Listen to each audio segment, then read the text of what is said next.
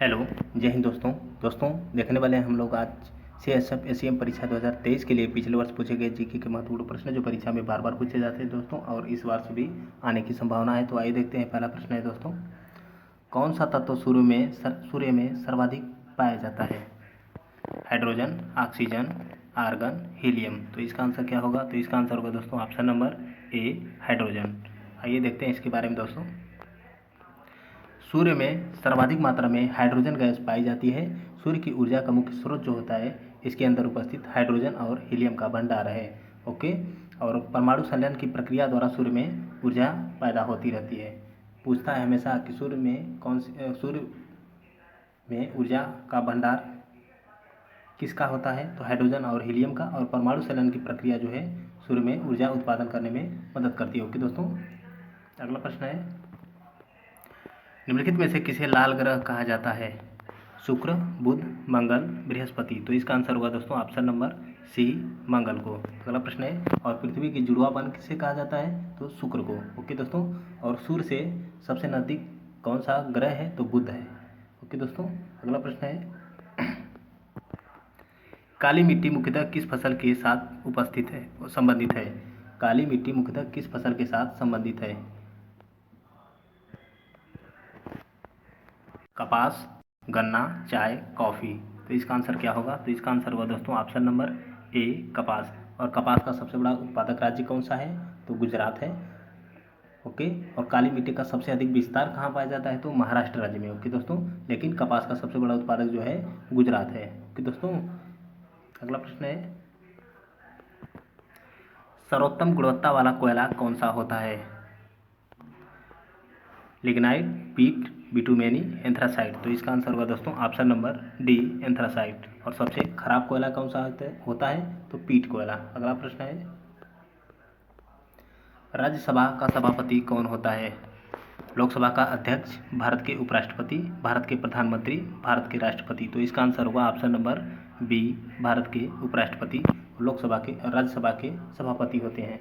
अगला प्रश्न है, भारतीय संविधान का भाग 2 निम्नलिखित में से किससे संबंधित है? मौलिक अधिकार, नागरिकता, राज्य के नीति निर्देशक तत्व, राजभाषा। तो इसका आंसर होगा दोस्तों, इसका आंसर होगा ऑप्शन नंबर बी, नागरिकता से। ओके। अगला प्रश्न है, वर्ष 1857 के विद्रोह के दौरान भारत का गवर्नर जनरल कौन था? Dalhousie, Canning, Ripon, Mayo. तो इसका आंसर होगा दोस्तों option number B, lord Dalhousie. अगला प्रश्न है, गदर पार्टी का मुख्यालय कहाँ स्थित था? Karachi, Moscow, Berlin, San Francisco. तो इसका आंसर होगा option number D, San Francisco. और गदर पार्टी की स्थापना किसने की थी और कब की थी?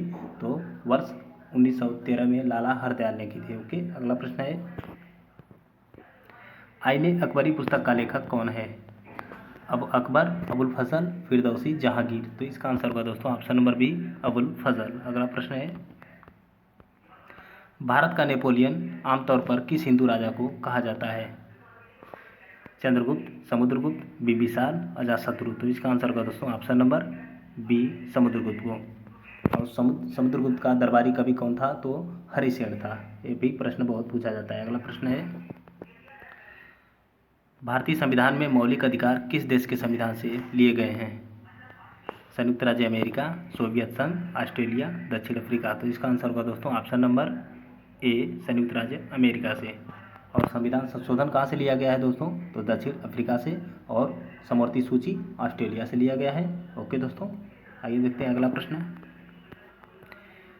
किस भारतीय राज्य की तटरेखा सबसे लंबी है? आंध्र प्रदेश, महाराष्ट्र, उड़ीसा, तमिलनाडु।